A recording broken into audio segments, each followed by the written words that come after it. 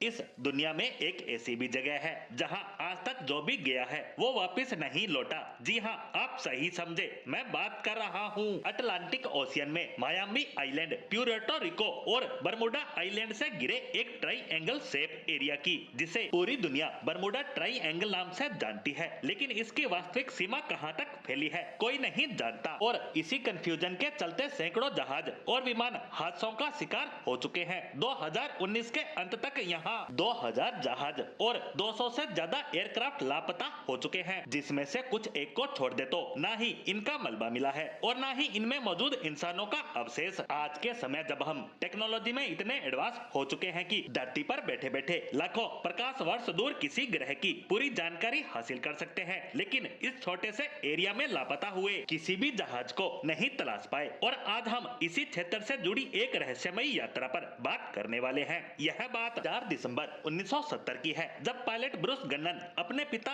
और एक business partner के साथ रॉस आइलैंड से फ्लोरिडा कोस्ट जाने के लिए उड़ान भरते हैं। उस समय ये एरिया बरमुडा ट्रायंगल में नहीं आता था और ब्रूस के लिए ये कोई नई उड़ान भी नहीं थी, क्योंकि वे इस रूट से काफी बार यात्रा कर चुके थे। लेकिन इस बार की उड़ान उनकी लाइफ की सबसे खतरनाक उड़ान होने वाली थी। उड़ान के बाद जब विमान 1000 फीट ऊंचाई पर होता है, तब ब्रूस को अपने सामने काले बादलों का एक छोटा सा झुंड दिखाई देता है, जो दूर से नॉर्मल लग रहा था। तो ब्रूस इसमें आसानी से निकल गए, यहाँ तक तो सब ठीक था। लेकिन जब विमान 11500 फीट की ऊंचाई पर पहुंचता है, तो एक बार फिर काला बादल प्लेन के सामने आता है। लेकिन इस बार ये पहले वाले की तुलना में कई किलोमीटर बड़ा था। ऐसे में ना चाहते हुए भी ब्रूस को इसके अंदर से गुजरना पड़ा, और जैसे ही विमान बादलों में घुसा, विमान के चारों ओर अंधकार छा गया। ब्रूस को भी समझ नहीं आ रहा था कि ये बादल क्या चीज है। ये किसी साधारण बादलों से बिल्कुल अलग थे। ऐसे में अचानक सफेद लाइट चमकती है, जो बिजली के कड़कने के जैसा था, जो लाइटनिंग नहीं थी, क्योंकि ये फ्लैशेज लाइटनिंग से कहीं ज्यादा ब्राइट थे और